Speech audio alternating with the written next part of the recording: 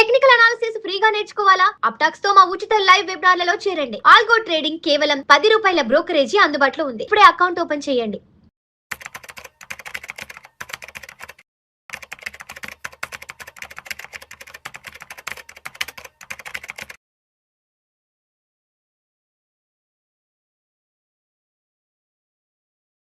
రామచంద్రమూర్తి గారు నమస్తే సార్. నమస్తే కృష్ణ గారు. రామచంద్రమూర్తి గారు, ఈ వీడియోలో కాస్త డీటెయిల్గా ఈ లే ఆఫ్లకు సంబంధించి, అంటే ఉద్యోగుల ఊచకోత లేకపోతే ఉద్యోగాల తొలగింపు గురించి కొంచెం డీటెయిల్గా మాట్లాడుకుందాం సార్. ఒకప్పుడు జాబ్ లే ఆఫ్స్ అంటే ఎప్పుడో ఎక్కడో జరిగేది, ఎక్కడో మాట్లాడుకునే వాళ్ళని. అవునండి.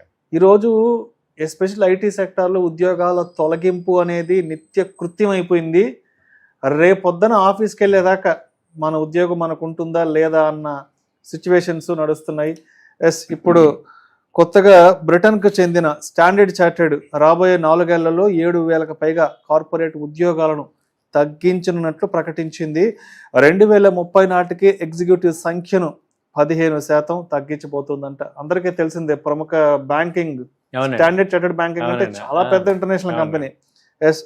సో రామచంద్రమూర్తి గారు, ఇంకొక లే ఆఫ్ న్యూస్ ఏంటంటే, ఇంటి నుంచి పని అంటూ 8,000 మందికి మెటా లే ఆఫ్. ఉద్యోగులకు ఈమెయిల్ ద్వారా సమాచారం అంట సార్. ఫేస్బుక్, ఇన్స్టాగ్రామ్, వాట్సాప్ మాతృ సంస్థ మెటా ప్లాట్ఫామ్స్ ప్రపంచవ్యాప్తంగా 8,000 ఉద్యోగాల తొలగింపు ప్రక్రియను ప్రారంభించినట్లుగా తెలుస్తోంది. ఐరోపా, అమెరికా, సింగపూర్లలో కొందరు ఉద్యోగులకు ఇంటి నుంచి పనికి అవకాశం కల్పించి తదుపరి ఉద్యోగం నుంచి తొలగిస్తున్నట్లుగా ఈమెయిల్ ద్వారా సమాచారం పంపించిందంటే మెటా. అంటే రేపటి నుంచి వర్క్ ఫ్రమ్ హోమ్ చేసుకోండి, ఆఫీస్కి రాబలేదంటూ కూడా ఇచ్చింది. తీరా చూస్తే అసలు ఉద్యోగాలే లేవంటూ కూడా మెయిల్ ఇవ్వడం జరిగింది. మరోవైపు పెద్ద పెద్ద బ్యాంకులు కూడా ఉద్యోగాలు తొలగిస్తున్నాయి. ఏంటి, ఎక్కడా కూడా ఎవరు హ్యాపీగా లేరు, ఎక్కడ ఏ కండిషన్ కూడా ఎవరికి అనుకూలంగా లేదు. ఎటు చూసినా ప్రపంచవ్యాప్తంగా ఎటు చూసినా సరే ప్రతికూల వాతావరణం, ప్రతికూల పరిస్థితులే ఉన్నాయి.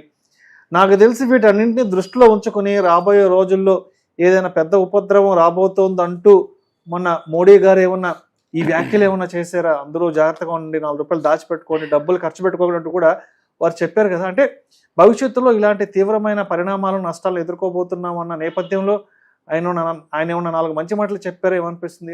ఏంటి సార్, ప్రపంచవ్యాప్తంగా ఇలాంటి ఒక పానిక్ సిచ్యువేషన్ నడుస్తుంది? సార్, మంచి క్వశ్చన్ అడిగారు సార్. చాలామంది దీని మీద ఒక రకమైన డిప్రెషన్, అసలు ఒక రకమైన టెన్షన్లో ఉన్నారు.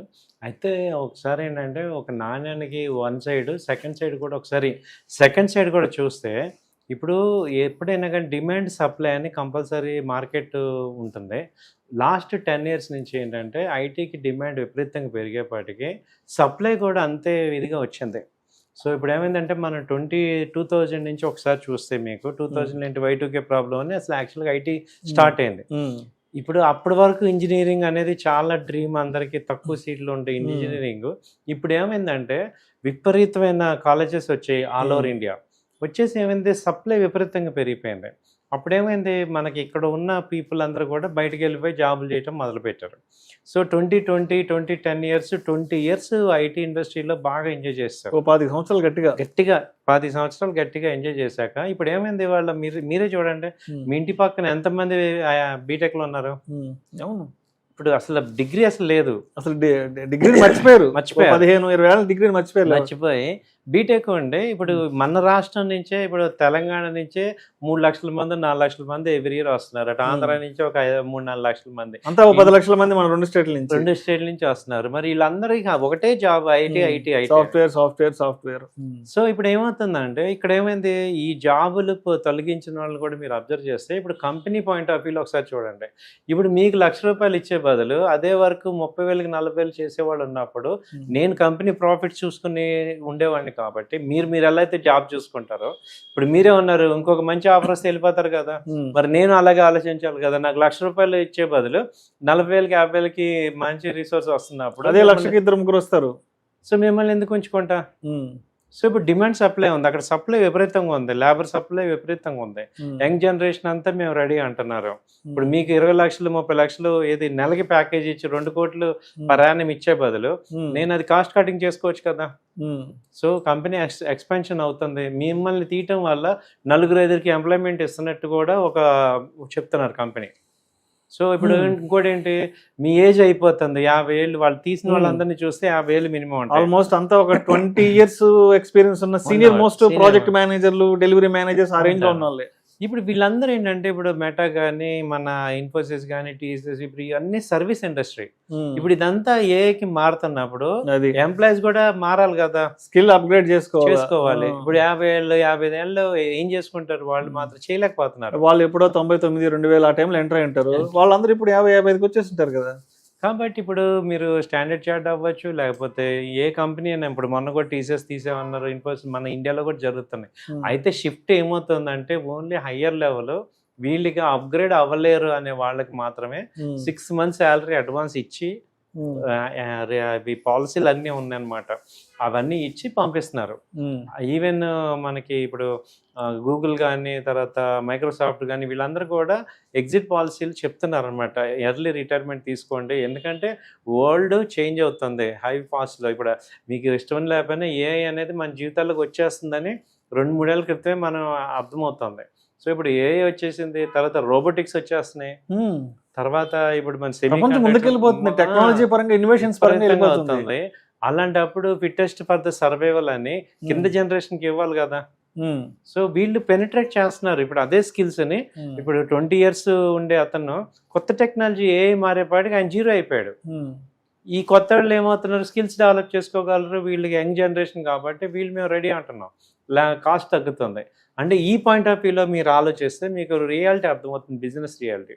కాబట్టి ఏమవుతున్నామంటే, ఇది వీళ్ళు జాబ్ పోవటం ఒక రకంగా బాధే, కానీ కొత్త జనరేషన్కి ఛాన్స్ ఉంది. సో కొత్త వాళ్ళకి ఎక్కువ మందికి వర్కౌట్ అవుతుంది. ఇప్పుడు మీకు ఇచ్చే కాస్ట్తో 4-5 శాలరీస్ ఇవ్వగలుగుతున్నాం, దానివల్ల కంపెనీ కాస్ట్ కటింగ్ అవుతుంది, లాంగ్ రన్లో కంపెనీ బెనిఫిట్ అవుతుంది. ఇప్పుడు అందరం కన్నా కంపెనీ బాగుండాలి, కంపెనీ బాగుంటేనే. ఇప్పుడు మనం చూసారు, అప్గ్రేడ్ కాలేదు, కోడక్ ఏమైపోయింది, కోడక్ లాంటి కంపెనీ జపాన్ లో నెంబర్ 1 కంపెనీ కోడక్. మన కెమెరాలు, ఫిల్ములు ఒక 25 ఏళ్లకు ముందు 32 ఉండేటి ఫిల్ములు, రీల్స్, ప్రతి వాళ్ళు కోడక్ అనే వాళ్ళం ఇండియాలో కూడా, కెమెరాలు.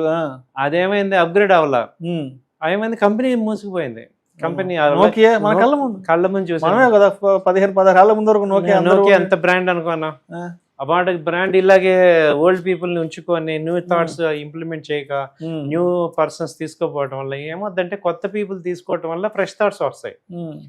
ఈ పాత పీపుల్ వాళ్ళు ఏమవుతుంది, అవే థాట్స్ కంటిన్యూ అవుతుంటాయి, వాళ్ళు ఏమో చేంజ్ అవరు, వాళ్ళ కంపెనీని కూడా బ్రాడ్గా చేయరు.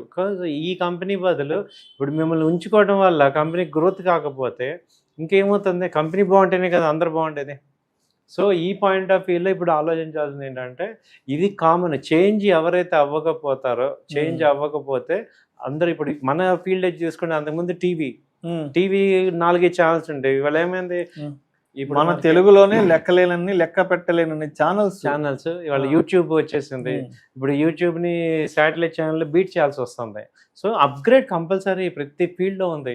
ఇప్పుడు శాటిలైట్ ఎంతమంది జాబులు పోతున్నాయి. సో అలాగే యూట్యూబ్ ఛానల్స్, ఇవన్నీ ఏంటంటే న్యూ జనరేషన్ ఉంది, చాలా న్యూ చేంజెస్ వస్తున్నాయి. వాటిని తగ్గట్టుగా మనని మార్చుకోకపోతే మీకు 50 ఏళ్ళ 20 ఏళ్ళ సంబంధం లేదు. న్యూ కాన్సెప్ట్కి మీరు మారాలి, లేకపోతే మీరు ఐసోలేట్ అయిపోతారు. అదే ఇప్పుడు జరుగుతుంది. తర్వాత ఈ H1B వీసా హోల్డర్లకు సంబంధించి కూడా చాలా బ్యాడ్ న్యూస్ వచ్చింది. లే ఆఫ్స్ దెబ్బకు రోడ్డును పడ్డ H1B వీసా హోల్డర్లు 2 నెలల్లో ఇండియాకు తిరిగి రావాల్సిందే. అమెరికా కల సాకారమైందని మురిసిపోతున్న వేళ ఒక లే ఆఫ్ ఈమెయిల్ వేలాది మంది భారతీయ ఐటీ ఉద్యోగుల జీవితాలను తలకిందులు చేస్తోంది.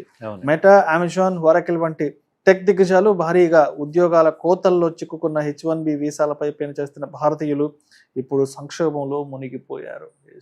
అంటే అమెరికాలో ఉద్యోగం చేయడం, డాలర్ డ్రీమ్స్ అనేవి ఒకప్పుడు ఒక పెద్ద లైఫ్ టైం అచీవ్మెంట్. అంటే ఇంట్లో కొడుకుని అమెరికా పంపించడం అనేది ఒక అంతకు మించిన అచీవ్మెంట్ ఉండేది కదా పేరెంట్స్ కి.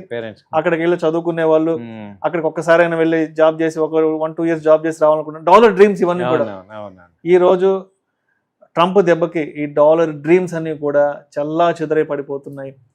చెప్పాలంటే అమెరికాలో ఉండే వాళ్ళ పరిస్థితి ఎలా ఉందంటే, చాలా మంది భార్యాభర్తలు ఇద్దరు ఉద్యోగాలు కోల్పోయి భారతదేశానికి తిరిగి రావడానికి ఫ్లైట్ ఖర్చులకి కూడా డబ్బులు లేవండి సార్. ఇది సిచ్యువేషన్. అంటే ఒకప్పుడు ఆహా అమెరికా, ఓహో అమెరికా అనుకున్న వాళ్ళు ఈరోజు అమెరికాలో ఉద్యోగం అంటే పిల్లని కూడా ఇవ్వలేనంత. అంటే అమెరికాలో జాబ్ అంటే ఇప్పుడు గ్యారంటీ లేదు, నో గ్యారంటీ. అవునండి. సో ఎట్లా చూడాలి అసలు? ఒకప్పుడు అబ్బా ఆహా ఏదో బ్రహ్మ పదార్థం అద్భుతం అనుకున్నది అవునండి. ఈ రోజు అసలు అదేదో వేస్ట్ అన్నట్టు విసిరిపారేస్తారు. ఎట్లా చూడాలి? మొన్న మనకి బంగ్లాదేశ్ వాళ్ళు ఎలక్షన్స్ లోకి వచ్చారు అని 1,00,000 మంది దాకా మన ఇండియాలో ఉన్నారు అని వింటేనే మనం ఎంత ఫీల్ అయ్యాం అంటే పక్క దేశం వాళ్ళు 1,00,000 మంది అక్రమంగా వచ్చేసారు, మన భారతదేశంలో ఉన్నారు, పశ్చిమ బెంగాల్లో ఉన్నారు అంటే మనం ఎంత ఫీల్ అయ్యాం. మరి అమెరికాలో మరి వాళ్ళు కాకుండా వేరే వాళ్ళు ఎక్కువైపోతుంటే వాళ్ళకి ఫీలింగ్ రాదా? సో ఇప్పుడు అమెరికన్స్కి అమెరికాలో ప్లేస్ లేకుండా మిగతా కంట్రీ వాళ్ళందరూ వచ్చేసేసి వాళ్ళ ఆపర్చునిటీస్ని వాళ్ళ ఉద్యోగాలను తీసుకొని వాళ్ళేమో ఎక్కడికి వెళ్ళడానికి లేకుండా అయిపోతే మరి అమెరికన్స్కి ఫీలింగ్ రాదా? ఇప్పుడు కొన్ని ఏరియాలో అసలు ఈవెన్ మన ఆంధ్ర వాళ్ళు ఎక్కువ డామినేట్ చేసే ఏరియాస్ ఉన్నాయి, కొన్ని డల్లాస్ కానీ అలాంటి ఏరియాస్లో అంత పెనట్రేట్ అయిపోయారు. ఏది ఎక్కువగా ఇండియన్స్, తర్వాత చైనీస్, వీళ్ళందరూ ఏమైందంటే అమెరికాలో చాలా పెనిట్రేషన్ వచ్చేసింది. ఇప్పుడు వాళ్ళకి ఏమవుతుంది, అంతమందిని చూసి మనకైతే ఎలా వచ్చిందో మనం పంపించాం కదా, అలాగే వాళ్ళకి రాదంటే.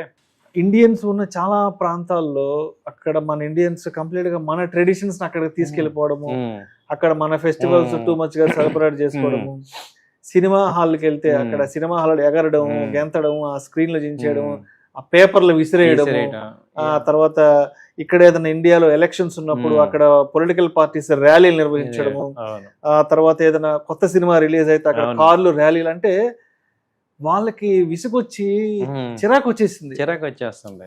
సో ఇప్పుడు ఎంత భరిస్తారు? మనమే బంగ్లాదేశ్ వాళ్ళు వచ్చారంటేనే మనకి ఎంత ఫీలింగ్ ఉన్నప్పుడు మీరు మరి అమెరికా వాళ్ళు వాళ్ళ ఓన్ ల్యాండ్ లో వీళ్ళందరూ వచ్చేసి ఎప్పటి నుంచో తెచ్చి వాళ్ళకన్నా ఎక్కువ బతుకుతున్నారంటే వాళ్ళకి అనిపించదా? వాళ్ళ కల్చర్ ఏంటి, హ్యాపీగా 5 day వీక్ లాగా ఎంజాయ్ చేసే కల్చర్. మనం వెళ్ళి 4-5 ఇల్లు ఒక్కొక్కళ్ళు 4 మినిమం కొంటున్నారు ఒక్కొక్క ప్లేస్ లో కొంటున్నారు. చాలా మంది యుఎస్ లో ఉండే వాళ్ళు ఫ్రెండ్స్ చెప్తుంటారు, 3-4 years వీక్ 4-5 కోట్లు పెట్టి వెళ్ళుకున్నాను, మళ్ళీ ఇంకో 2-3 కొంటున్నాను. మరి వాళ్ళకి ఆ డిస్పారిటీ కనపడుతున్నప్పుడు ఏమైంది, అసలు ట్రంప్ని ఎన్నుకుంది ఆ పాయింట్ మీద. యాక్చువల్గా మాకు అమెరికా గ్రేట్ అగైన్ అంతే, మాకు కావాలి, మాకు వాళ్ళ జీవితాలు స్పాయిల్ అయిపోతున్నాయి కాబట్టి ఏంటంటే ట్రంప్ డెఫినెట్ గా ఇప్పుడు మనల్ని పంపించలేదా, బీజేపీ వాళ్ళు రాంగ్ అని ఏం చేశారు, ర్యాలీ అందరినీ పంపించట్లేదా, రోహింగ్యాలని బంగ్లాదేశ్ మొత్తం తరిమేశారు. మరి మీరు మాత్రం ఎందుకు ఉండాలి అక్కడ అమెరికాలో? మీరెవరు, మనం ఎవరు అసలు? కాబట్టి ఏంటి, అందులో మించి ఇప్పుడు ఐఐటీలో చదువుకొని ఇక్కడ డబ్బులు ఖర్చు పెట్టి ఇక్కడ చేసి క్రీమ్ అంతా అటు వెళ్ళిపోయి ఉద్యోగం మాత్రం బయట దేశంలోకి వెళ్తే మరి ఎంతవరకు ఇండియాకి బెనిఫిట్ ఉంది? కొంచెం కూడా అంటే ఇదేమవుతుందంటే ఒక రకంగా బెనిఫిటే మనకి. ఎదుటోడు మనకు ఉండాలి, యాక్చువల్గా మనం ఈ కంట్రీలో ఉన్నాము, మన ఈ కంట్రీని బాగు చేసుకోవాలని చెప్పేసి మనం ఉండాలి. కానీ ఇప్పుడు అటు వెళ్ళిపోవటం ఓకే, మనీ ఇప్పుడు డెమోక్రటిక్ కంట్రీ కాబట్టి ఎటైనా వెళ్ళొచ్చు. బట్ ఇదేంటంటే వాళ్ళ యొక్క పాయింట్ ఆఫ్ వ్యూలో చూస్తే వాళ్ళు చేసేది కరెక్టే అనిపిస్తుంది. ఇప్పుడు మనం ఆల్రెడీ ఇటు పక్కన చేస్తున్నాము, అటేమో మన ఆపేస్తున్నారు అంటున్నాం. అంటే కాయిన్కి రెండో సైడ్. ఒక సైడు మీరు అన్నట్టు అరే వాళ్ళు వెళ్ళారు, సెటిల్ అయిపోయారు, ఇప్పుడు ఇక్కడ ఎడ్యుకేషన్ లోన్లు తీసుకొని అప్పులు చేసి అక్కడికి వెళ్ళి ఏదో సంపాదిద్దామని వాళ్ళందరూ ఇప్పుడు ఇబ్బంది పడుతున్నారు. H1B వీసాలు కానీ ఇప్పుడు ఎడ్యుకేషన్ లోను ఇవన్నీ చాలా ఉన్నాయి. అయితే ఏంటంటే ఇప్పుడు ఎవ్రీడే ప్రతిదీ ప్రపంచం ఇప్పుడు 25 ఏళ్ళ నుంచి మన అమెరికా మీద అటాక్ చేసాం, మళ్ళీ వాళ్ళు ఎక్కువైపోయాం పాపులేషన్. కాకపోతే ఏమవుతుందంటే వాళ్ళు రివర్స్ అవుతారు. ఇప్పుడు జరుగుతుంది, ఇప్పుడు కంపల్సరీ కొంత ప్రజలు రావాల్సింది అన్నకి, ఎందుకంటే వాళ్ళకి అవసరమైనంత వరకు అలౌ చేశారు, ఎక్సెస్ అయిపోతే ఏం చేస్తున్నారు, ఇప్పుడు పంపించేస్తారు. సో ఆ సిచ్యుయేషన్స్ అన్ని జరుగుతున్నాయి. సో ఏదైనా మనం వేరే కంట్రీలో ఉన్నప్పుడు మన సొంత ఊరే కదా, ఎప్పుడైనా అక్కడ మనకి ఫుట్ ఫోల్స్ ఉంటాయి.